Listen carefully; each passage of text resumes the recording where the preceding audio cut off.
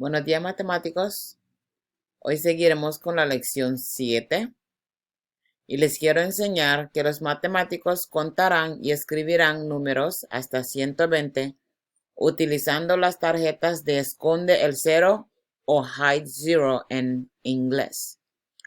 Aquí tenemos el número 46 y yo les pregunto a ustedes, ¿por qué nosotros no podemos ver el cero en este número? ¿Cuál es una forma de hacer o formar el 46? Nosotros podemos formar 46, 40, sumando 40 más 6. Y esa es la razón por la cual no podemos ver el cero. Porque la tarjeta del 6 cubre la tarjeta del cero. Porque los dos números están en las unidades. 40 más 6 es igual a 46. Y eso es a lo que nosotros le llamamos esconde el cero o las tarjetas de hide zero. Vamos a seguir con la lección. La lección de hoy es solamente completando números hasta 120. Nosotros ya habíamos aprendido a hacer eso en español. Ustedes van a seguir la lección en inglés para que aprendan cómo llenar los números en inglés. Sigan el video y trabajen junto al video para completar la lección.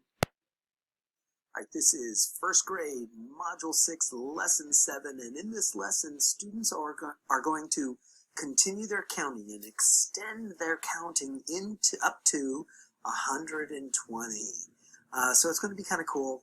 Now, the directions do say to use hide zero cards. That's totally not really necessary, although, if you want, you can use them. So don't go freaking out if you don't have hide zero cards. Those were found in Lesson 3. So relax, and you don't necessarily need them. Let's just get started. So the focus is to be using this vertical grid to do the counting and to have our students practice and remember how to, count 51, 52, 53. So this is your tens, right? Your 5 tens all the way up to 6 tens. And then this is your column of 6 tens plus some ones. And then you get to 70 and you switch over. Really, okay, a couple of things about this. First off, I wonder why they started with 1. If they started with 0, it would be 0 through 9. And then the next one would be 10 through 19, as in this column, the whole column represents 110 plus some ones. And then this column would be 2 tens plus some ones. But because they started with 1 rather than 0, each column is a little bit of a mixture. It's got 2 tens plus some ones, all the way down to here, where all of a sudden you have 3 tens and no ones. And then you scooch over to the next column and you continue with 3 tens and some ones. So parents and teachers, consider, if you want, you're not going to break anything, but consider doing your grid starting at 0 and going that way. Another thing to consider is I wondered, as I was doing this lesson and studying this, why did we do a vertical? Why didn't we do kind of more the classic horizontal hundreds grid?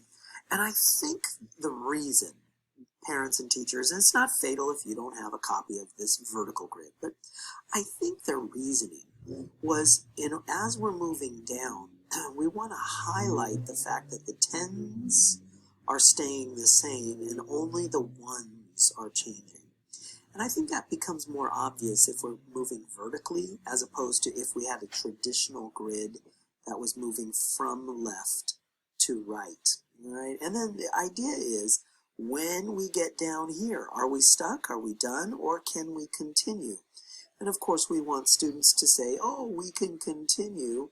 Now we have 100, and it's 100 plus 1, 100 plus 2, 100 plus 3. But we're going to practice without saying the word plus, or without the classic saying 101 or 102. So we're going to try and avoid saying the word plus or the word and. We're just going to continue. 101, 102, 103, 104. Now, that kind of mirrors back here when we did the say 10 way with our teens. Like, for example, 13, we would say 10, 3, 10, 4, 10, 5. Well, 10, 5 becomes 105. 10, 6 for 16 becomes 106. So we're not saying 10 and 6, we're saying 10, 6. That means over here, we're going to say 106, not 106. So that's a little bit of a dwelling on this grid. Why does it go vertical instead of horizontal? Consider starting at 0 instead of 1. There's a lot to this first grade concept. And of course, because we are doing vertically, our grid here is vertical, and our job is to fill in the missing numbers. So it's kind of nice. They begin with a lot of scaffolding. Start with 71, and then we've got 72, 73. Hey, look at that. We're right, because there's 74. And then we've got 75, 76, 77, 78. And sure enough, there's our self-check, 79 and 80. And so the idea is we're just going to keep going and keep working on our grid. Now, because we are seeing a bunch of 710s, right? 7, 10, and some 1s. So 7 10s and some 1s. We're going to end down here at all of a sudden 8 10s. That means this is a grid that was based on a grid that started with the number 1. If you start with a number 0, your grid is going to be a little bit different here. You might need to do some editing. So we're removing some scaffolding. We're adding some difficulty because now we're going horizontal. So write the numbers in. Fill in the numbers to continue the counting. So we've got 99. What comes after 99? 100. What comes next? 101. What comes next? 102. 103. So parents and teachers, help your students learn to say the number 103, not 103. And that's the process for this problem. Going down here, we're adding to the complexity.